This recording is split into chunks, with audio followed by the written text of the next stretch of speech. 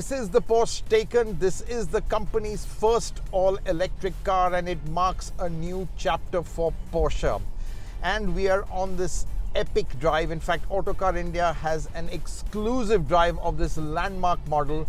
We're on the last leg of a transcontinental European drive which crosses 9 countries and will cover 6,500 kilometers. The whole point being Porsche want to prove that though this car is electric, it can be used like a normal car.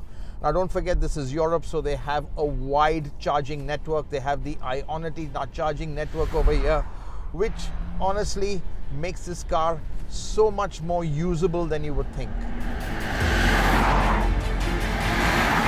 But first things first, does Porsche's first EV look like a Porsche should?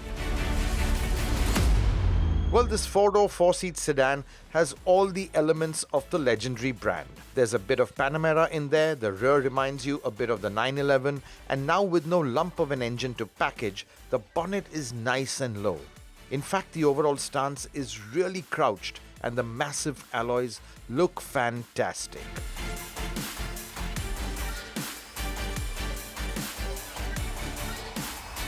Looks is one thing, but what does 761 horsepower delivered by a pair of 800-volt electric motors really feel like?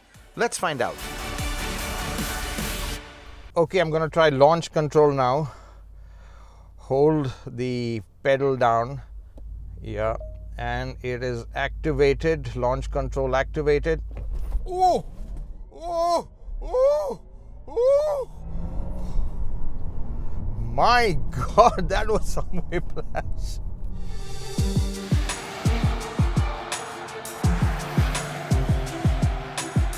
Performance is simply mind-destroying. 0 to 100 comes in 2.8 seconds, but the acceleration is so brutal, it feels much faster than that. Like you've been strapped onto Chandrayaan on the way to the moon. What's even more astonishing is how silently and seamlessly this humongous chunk of power is served. And this car hits the electronically capped top speed of 265 km in a whiff. Switch to Sport Plus mode and the electric thrum of the motors is amplified. And you know what? This is the first electric car that actually sounds good. Now what I like is the handling of the Taycan because it's so hunkered down. You do feel the weight. This is a 2-ton plus car, and quite frankly it is a bit heavy, but there's no doubt that in terms of handling, just the way it just hugs the road, because that center of gravity is so low, it gives you some amazing confidence. Grip is just unbelievably high. The adaptive dampers and air springs are so well judged that the brilliant handling and all that grip hasn't come at the expense of ride comfort. And speaking of comfort, let's check out the back seat. Now, you're not going to buy a Taycan to be chauffeur driven in it, and the back seat really isn't the place to be. But if you do end up in here, it's not that much of a hardship as you'd imagine. This is a proper 4-seater. There's a decent amount of legroom. There's pretty good headroom as well. The seats are nice and snug. Backrest is a bit upright, but I think the talking point over here is the amount of legroom or foot space Porsche have liberated by what they call their foot garage. And what they've done is they've scooped out space from the floor, because typically that's where the batteries sit, and it pushes the floor up and gives you that uncomfortable knees up position. But you don't get it over here because Porsche have cleverly tucked the battery around this area to make it pretty comfy and enough space and a nice seating position. The Taycan's dash has 4 digital screens, and though they may seem overwhelming with all the info they throw at you, they are so logically organized that shuffling through the zillions of functions is actually quite intuitive. Yes, this is a very practical car at one level, but the acid test of its usability is to see how easy it is to charge.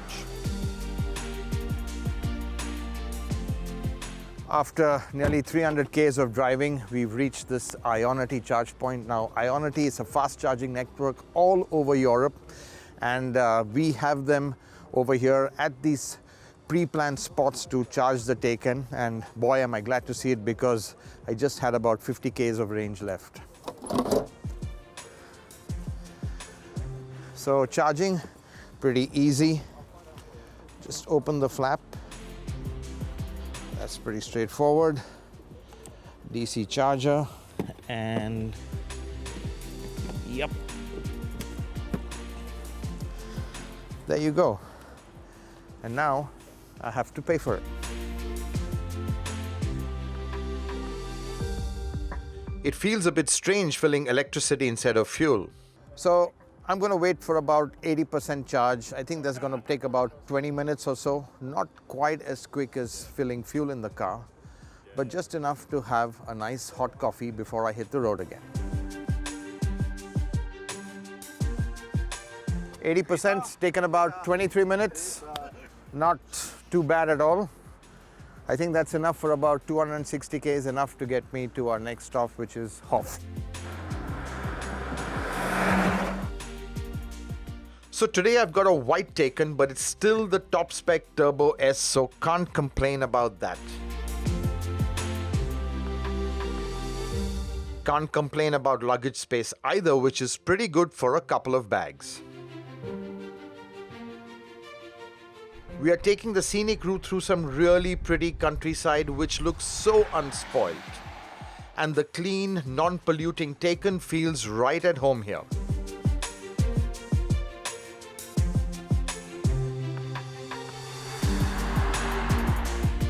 Okay, so this is our first pit stop for the day. We are in Neumarkt, and we're going to be charging the Taycans over here. Again, this is an Ionity charge point, so very convenient.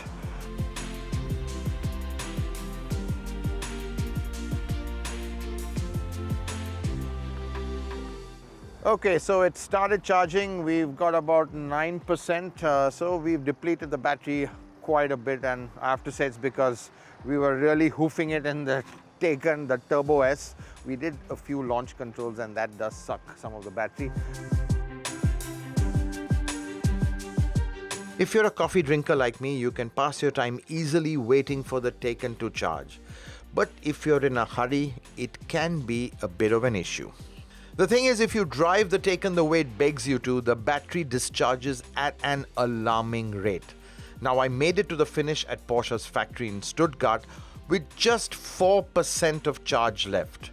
The Ionity charging network was a real eye-opener, and it's ample proof that you can travel long distances in an EV, but not without keeping one eye on the charge level.